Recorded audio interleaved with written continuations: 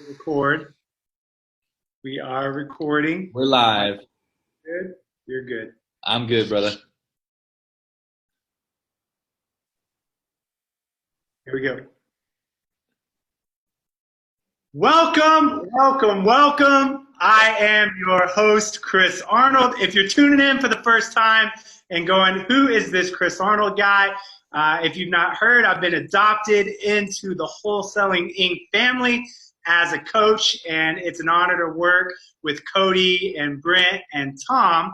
And my focus is actually utilizing radio to find discounted properties, because we know that radio is something that everyone knows about, but no one is using. There's virtually no competition.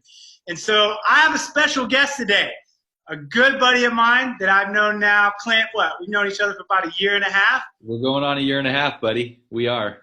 And the reason I brought Clint on is Clint was one of the first guys I helped set up radio in his market in Omaha, Nebraska. And not only is he a good buddy, I call him my fitness nemesis, because we compete on everything. It doesn't matter if it's pull-ups, it's bench press. We're constantly pushing each other. And Clint, dude, you're just a great guy to be around. I love our friendship. All right. For the sake of the podcast, I'll say I love our friendship too, buddy. That's for the sake of the podcast. I love it.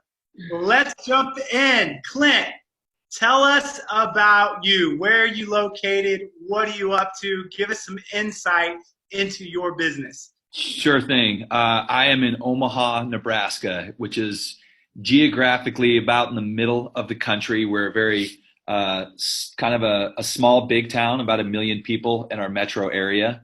My business partner, Jeff Cohn, and I have been investing in real estate here now for a solid 5 years. We really started 2014. Did not start doing any marketing for deals until mid 2016 is when we started our first marketing. We started outbound calling was the very first thing that we started doing. We actually took it from Brett Tanner and kind of copied his model. He's in Phoenix. And since then, all we have done is shamelessly rip off tactics, strategies from anybody else who appeared to be successful. So we started with outbound calling. Then we started doing mail. We joined a mastermind, and I just did a copycat version of what Andy McFarland was doing with mail. We started PPC. We started layering those things in over the last few years, and have just been growing, not to as big as what we wanted, but this year we'll close on close to 75 deals. We do not wholesale. We close on everything that we put under contract. The majority of those deals that we buy, we wholesale and simply just clean them up, clean them out, put them on the market as is. And then we try to keep 2 or 3 doors, single family homes, for rental properties as well every month. So we'll buy. Really aggressive goal on the rental side. Tell us a little bit about what you and Jeff are trying to accomplish for your portfolio. It's big. It is big. We want to own 1,000 doors. That's where we want to be, or have $100 million portfolio, which is about $100,000 a door if you do the math. And we love single family home acquisition because we can buy at a deep discount. That's hard to do in multifamily, but we are breaking into the multifamily space for the sake of scalability. It just takes a lot of time to buy and hold 1,000 homes, single family homes. So between it'll be a mashup of both single family, residential, and multifamily that we plan to own 1,000 doors with over the next 5 years. Yeah. So let's talk about radio. You and I met because you joined Multipliers, which is a mastermind run from Mexico. So that's how I know Clint so well, and why we always give each other a hard time. We're constantly talking, and then when he comes down to Tulum, man, we're always running around the beach having a good time. So when you and I met, you took an interest in radio. What attracted you to radio? What was it? What made you say, Chris, can you show me the ropes on this thing? I joined Multipliers largely because of what you shared with me with radio. I mean, that's why I joined. I'll be flat out. Now I'm staying in multipliers for more reasons than just the radio, but it was very intriguing. I think the thing that was most interesting is that you had a proven model of radio advertising and marketing through radio for real estate investment deals, and you were doing it on a large scale. So it's not like you were spending pennies every month.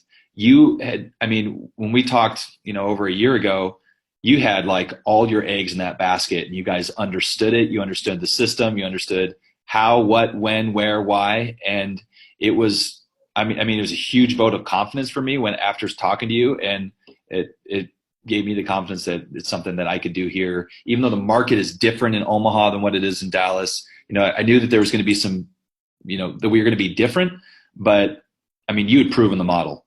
So that was a huge sell for me, is the fact that it wasn't something that you were experimenting with. It wasn't something that you'd been doing for 6 months and had some short-term results that you were all excited about. It was like, it was your mainstay. Yeah, we at this point have been doing it for 9 years. So yeah. A lot of tweaking and getting it right. Exactly. So what was your experience in setting it up? People might be listening and go, okay, what's it like setting up radio? How difficult it is? Do you mind touching a little bit on the process and your experience in setting it up? The process was very easy for me, and that largely came from conversations that I had with you. I knew what I needed to be looking for. I knew what type of stations I needed to be talking with. From a pricing and negotiation standpoint, you really helped me understand what I needed to do to negotiate better pricing for my ad spots. So the setup was very easy because I was able to replicate so much of what you'd shown me. So anywhere from what to say on the ad, what does the ad sound like? I was able to basically just rip and reapply everything that you've done on a smaller scale here in my market. So it really started out with, my step one after I got that education from you was just reaching out to the local radio stations, developing that relationship, starting negotiations, figuring out what I wanted my ad to sound like. Within 30 days of talking to you, we were up and running in our market on our first radio station that we started advertising on, which was a smaller AM station, because I'm a cautious guy. I don't like to throw tens of thousands of dollars at something I don't understand. So our spend, we set our budget at $1,000 a month with this small AM station. And wait, so you got on a station at $1,000 a month. $1,000 a month, and that's at $10 an ad. So that's 25 ads a week, 5 a day times 5 days a week times 4 weeks. So $250 a week, $1,000 a month is what we were paying. Again, small station, AM 590 here. It's Nebraska Cornhuskers. It's like the sports talk radio, but it had the right age demographic that we were looking for. And we got, so far this year, we started in, I think, February of last year. So far this year, we've gotten 3 deals, which that's not a lot, but I'm only spending $1,000 a month. So by the end of the year, I would have spent, 10 grand? The first deal that we did was $12,000 profit. It was a wholesale. The second deal was another wholesale at like a $23,000 profit. So that was a little more significant. The third one's pretty interesting. We're holding it right now. It's the guy's building a new construction home. So he sold us his house. He wanted to rent it back for 6 months. And then he's moving out in the spring, and we'll put the house on the market. But we expect to make in between 30 and 40 grand on that house. So we'll have, at the end of the year, we'll have a $65,000 profit on like a $10,000 spend. That's about a 1 to 6 return. Yeah. And it'll probably be closer to 1 to 7. Knowing where we're at. And the other thing is and I told you this, but we just added the FM station. So we doubled our marketing spend. We're now at, $2,000 a month because this particular radio station was running a promo, and I've been negotiating with their marketing rep for over a year, trying to break into FM. And their original quote that she gave me was $20 for a 30-second spot. And I was able to lock in the next year at $12 a spot because of this promo that they're running. And I developed a relationship with her already. and I was always hounding her. So it was a perfect time to get in. And we had an appointment last week, and actually I have an appointment in 45 minutes. I have another radio appointment that looks like a good one. And I go on our appointments whenever I'm available. So we need to keep this short and sweet because I'm going on my next radio lead appointment. So the interesting thing with radio is, I'll say this, the cost per lead is insanely high for us. I don't know what it's like in your market, but we don't get a lot of phone calls. But I think our cost per lead last time I looked, it was like $600 or $800 was our cost per lead, which is kind of insane. But our cost per contract, it doesn't matter to us because we're converting at such a high ratio. Conversion rate is insanely high because we only need so many appointments to convert a deal. So yeah. What's concerning about the quality of the lead versus some of the other stuff out there where you're getting a large volume of leads, but you've got to dig through a lot of stuff in order to get to the goal? What's the difference you see in the quality? Exactly. Well, honestly, in the past entire year, when I looked at it, we are literally paying $600 or $800 a lead. It's like 20 leads for the entire year, and we converted 3 deals. So the conversion rate is just so high, obviously because the quality of the lead is better. You're hitting an audience that is not getting pounded with postcards or with phone calls. It's just somebody who's innocently listening to the radio and they opt to call you. Obviously in the radio ad, our value proposition is we're cash buyers. We'll buy your trashed home, code violations, bad tenants, whatever the issue is. So it's just kind of neat that you're hitting somebody who doesn't have a stack of postcards sitting on their kitchen counter at home. So yeah. I love it. Yeah, and what it comes down to is the dollar per dollar return. That's what we care about. Yeah. Cost per lead, all that type of stuff is irrelevant. What matters is what is the return I'm getting on my investment. And you're spending $1,000 and roughly getting $6,000 to $7,000 in return. So let me ask you this: what did you like most about radio? Honestly, there's kind of every once in a while I'll get a text from a friend that'll say like, "Hey, just heard you on the radio." That's kind of fun. Celebrity status. That's what we call it. Yeah, a local celebrity. But at the end of the day, for me, it's the numbers game. So if I have a 1 to 7, 1 to 6, 1 to 7, 1 to 8 return, then I'm going to do it all day. And frankly, we have 2 acquisition managers who are up to their knees in bad leads and low quality leads that they're nourishing for months and months at a time. Obviously, these are higher quality leads that don't need a lot of nourishment. Every one of them that we bought with, I think we went on the appointment once, put an offer together shortly thereafter, closed within a few weeks. So everybody that we've worked with from radio so far in terms of purchase contracts have been very quick, seamless deals because they're the right type of seller. They're truly motivated. So what's the biggest challenge with radio? We're talking about the upside, any downside that you've experienced, the biggest challenge with radio. I have no complaints yet. I guess if I go a whole nother year and there's no deals I put under contract, maybe I'll complain that I didn't get any deals this year, but I have 0. It's one of those, it's honestly, it's a set it and forget it. Once you record the ad, you spend 10 minutes at the radio station, record the radio commercial, and then it goes. It's really simple. I have no complaints. There's been no challenges thus far for us. And again, maybe my story would be different, but we're converting deals and we've converted enough to justify doubling our marketing spend. And frankly, going into next year, maybe putting some more marketing dollar towards it as we see more results. And that leads me right to my next question. Where do you want to go with radio over the next couple of years? Do you imagine continuing to scale it? Like, what's your plan for radio with the type of return that you're seeing? Definitely. We're going to take a look at every quarter and review all of our different all of our different marketing spend avenues, wherever we're getting the highest return with the least amount of work.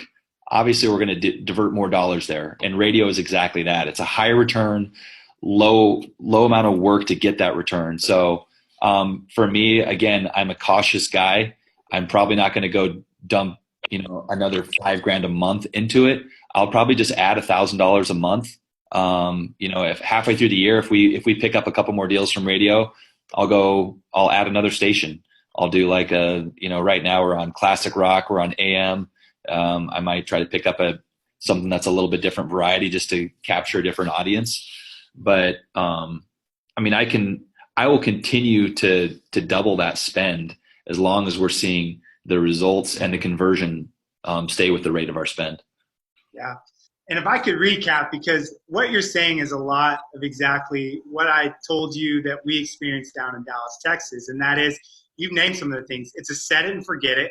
That's what I love about it, right? It doesn't require a ton of maintenance like some of the other marketing pieces that are out there. Mm-hmm. The other thing is it's a high quality lead. So rather than getting high call volume and low quality lead, it's actually the reverse. You're getting a lower call volume, but a much higher lead. Mm-hmm. And then you talked about the idea of getting celebrity status. And we also refer to it as instant credibility, because if you're on the radio, you must know what you're talking about. And so it's exactly the same thing that we experienced down in the Dallas-Fort Worth market. Yep. So if you're listening, if you're tuned in and you go, I want to learn more about this. I've heard you guys talk about it. Now I'm hearing the success of Clint, who's all the way up in Omaha, Nebraska. What you want to do is go to wholesalinginc.com/REI radio, and you can book a call to see if your market's open, because we are actually running this and creating exclusivity in markets. And just book a call, see if it's something that it's a right fit for you. But I know for myself and for you, Clint, it's been a great piece to plug into our overall marketing plan. So wrapping up, Clint, of course, I get to see you here in less than 60 days. Yep. You're going to be down in Tulum, which I'm excited about. But to people listening that are hearing about radio for the first time, the bells are going off. They're going, you know what? This is really interesting. I've heard about radio, but I can't really think of anyone that I know that's utilizing it. What would you want the listeners to hear about radio? What would you say to them if they're tuning in to this concept for the first time? I mean, obviously, I don't listen to the radio much, but when I do, think about the radio ad. There's a reason that the radio still exists, and it's because of the ad space. That's why radio still exists. The other thing that I would say is, I had never heard of anybody doing radio in the REI space until I talked to you. And dude, the results speak for themselves. So it'd be silly not to consider it, just because of what you've been able to do over the last 10 years in radio. And now seeing as you shared your strategies and tactics with more people and they start to have success, it becomes a proven model at that point. So. Absolutely.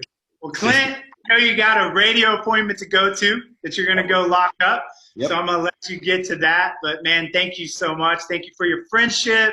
Thank you for being a part of Multipliers and just for being a good buddy, man. You and I are constantly jabs at each other. I can't wait to freaking mess you up in Tulum. It's going to be – we will compete. It's on the priority list. So thank you so much for tuning in. And again, that website, if you want to book a call and learn more, is wholesalinginc.com/REI radio. Thank you so much. Thank you. Done. Got it? I thought it went well. Yeah, dude. That was great. You did a great job. Well, yeah, we could easily make 75